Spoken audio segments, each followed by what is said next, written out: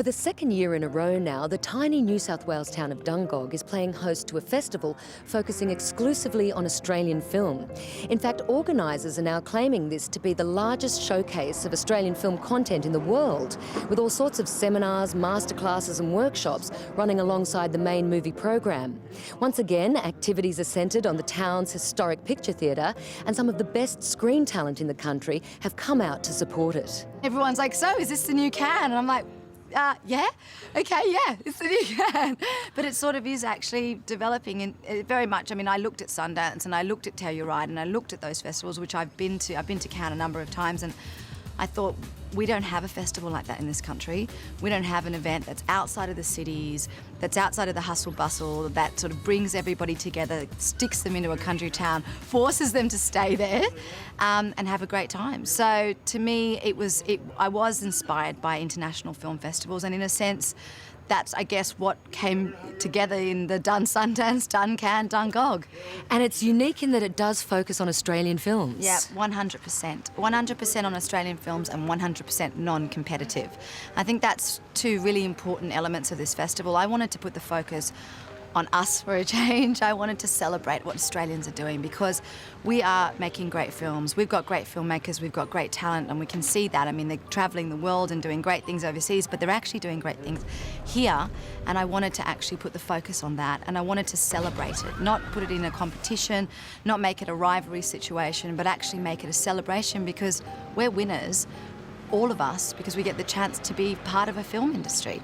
And I wanted to do it in a country town which attracted an audience that was not just the film buff audience, but actually real audiences, the end users. And that's what's happening here. We've got the Australian film industry coming from all over the country, meeting Australian audiences that go and watch their movies and connecting with each other and talking to each other about what they want to see in films. Filmmakers need audiences, you know, without an audience, what's a film? And here we got a chance to show our film to a whole bunch of Australians, and they get to see an Australian film, and good on them for having the festival. I think it's fantastic. I thought when I came here it might be a whole lot of people from the city coming up in a train to watch movies that they might have seen back in Sydney or Melbourne, or Brisbane. But no, first night in, but more than half the audience was locals, and so that's the beauty. You get to come here and show it to, you know, an Australian audience, which is something that I didn't get in Tribeca. And a beautiful part of the world. Yeah. You know, and so welcoming. The community's so welcoming for us, you know, coming in and visiting. It's brilliant. It's really lovely. And what's it like to be here with all these other filmmakers sharing knowledge and doing workshops and readings? I mean, it's is that great. inspiring? It's hilarious. On Main Street, you know, you walk past a cafe and you're hearing about, you know, 4% deal for, you know, on the back end, and the grocers are going to, and you're going, I'm in Dungog. This is great. There was a horse on our front porch the first night. So. And you know what? He wanted a part in the movie. He wanted a deal. I'm having a great time. It's been unbelievably welcoming. It's such the location's so charming. The spirit of the community is so welcoming, and there's actually something really unique I've not experienced really before about just a group of people driving out to the country. There's no ducking home and doing this and that and meeting someone at a bar. You know, everyone's sort of going, you know, in sort of conga lines of movies and seminars and things. It's a lot of fun. Having a festival like this is great. I mean, you know, to focus just on Australian films, and look, it's a very new festival as well, and it's kind of a place for everybody to come and get away, and also kind of, I guess, have a bit of a breath away from everything else, and just to kind of pile all the Australian films together and for everybody to come and have a look. I mean, it can't help but be a positive thing. It was here in Dungog that I did my first ever love scene in the pub, and it's in the Newsfront film. And then it's the first, I'll see you tomorrow, scene out on the street as we race off in the car. It was actually shot here in Dungog? Yeah. Fantastic. A bit of cinema history that we didn't know about Dungog. In wonderful Dungog with its wonderful festival, yeah. Yeah. And what do you think the value is of having a festival that focuses exclusively on Australian films like this one does? Well, look, this is truly sharing the Commonwealth. I mean, this is sharing the Commonwealth in the art sense of sharing our stories, but it's made possible by the sponsorship of, say, like New South Wales Mining, Brother, Hyundai, Wyndham Wines, all of these companies that have come to the party and are sharing their wealth, which is made out of what is the Commonwealth's soil, minerals, whatever else. It's being shared back with the people. I think this is a stunning, stunning event, I tell you. It's it was beautiful walking into the cinema before. As I walked in to go and introduce Newsfront, this little voice said, "Oh, tickets, please!" And it was like one of those. And there, down here, with this tiny little girl who's collecting the tickets, and you think, the Australian film culture is taking a grab here. And the kids this size, like they're learning from that age, which is great.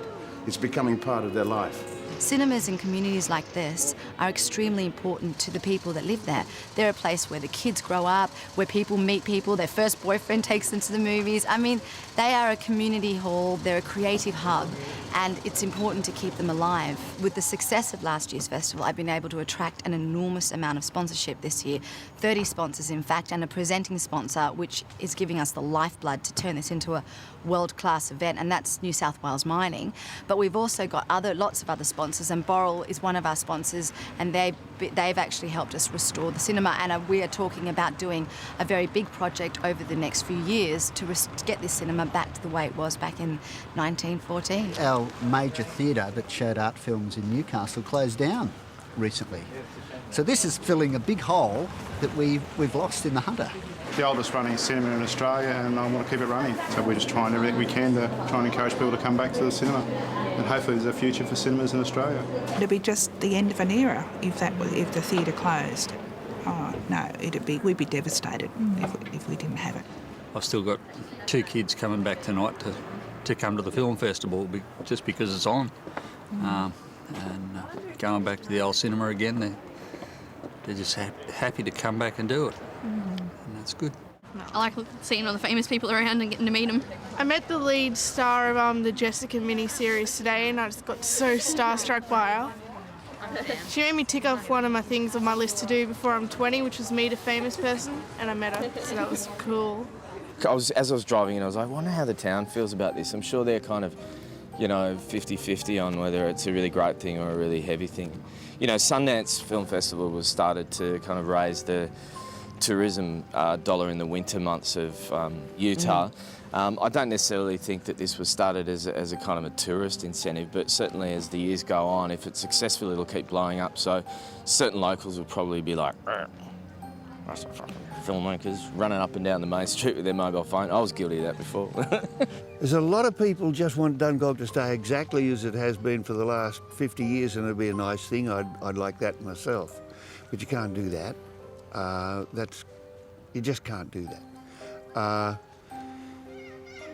And unless we try and take control of the change, then we won't like what it becomes.